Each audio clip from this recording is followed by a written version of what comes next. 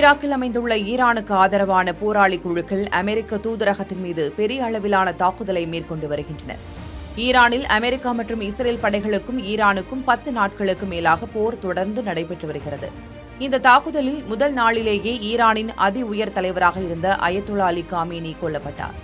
அதனைத் தொடர்ந்து ஈரானின் தாக்குதல் பல மடங்கு அதிகரித்தது. மேலும் ஈரானின் ஆதரவு போராளி குழுக்களும் இந்த தாக்குதலில் இணைந்துள்ளனர். லெபனானில் உள்ள ஹெஸ்புல்லா அமைப்பு இஸ்ரேலின் மீது ஏவுகணைகளை வீசி தாக்குதல் நடத்தியது.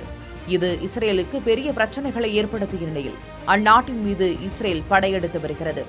அதேபோல ஏமனின் ஹவுதி அமைப்பும் ஈரானுக்கு எதிரான போர் தீவிரமடைந்தால் தாங்கள் களத்தில் இறங்குவோம் என்று பகிரங்கமாக எச்சரிக்கை விடுத்திருக்கிறது.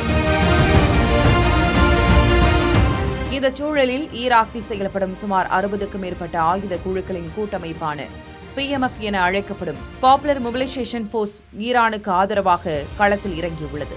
இந்த அமைப்பு ஈராக்கில் அமைந்துள்ள அமெரிக்க தூதரகத்தின் மீது தற்கொலை ட்ரோன்களை அனுப்பி தாக்குதல் நடத்தியிருக்கிறது. இந்த தாக்குதலில் தூதரகத்தின் மேல் அமைந்துள்ள எலிபட் பலத்த சேதமடைந்ததாக செய்திகள் வெளியாகியுள்ளன. மேலும் தூதரகத்திலிருந்து தீப்பிழம்புகளும் கரும்புகையும் வெளியாகி வருவதாகவும் செய்திகளில் கூறப்பட்டுள்ளன. மத்திய கிழக்கு பகுதியில் ஈரானுக்கு ஆதரவான அமைப்புகளிலேயே சக்தி வாய்ந்த அமைப்பாக இந்த PMF அமைப்பு கருதப்படுகிறது. 2014ஆம் ஆண்டு ISIS பயங்கரவாத அமைப்புக்கு எதிராக போராடுவதற்காக உருவாக்கப்பட்ட இந்த அமைப்பு ISIS அமைப்பை ஒடுக்குவதில் முக்கிய பங்கு வகித்தது. இந்த அமைப்பு ஈராக் அரசால் அங்கீகரிக்கப்பட்டிருக்கும் நிலையில் அரசின் நிலைப்பாட்டை மீறி அமெரிக்கா மீது தாக்குதல் நடத்தியுள்ளது அந்த பிராந்தியத்தில் பரபரப்பை ஏற்படுத்தியது.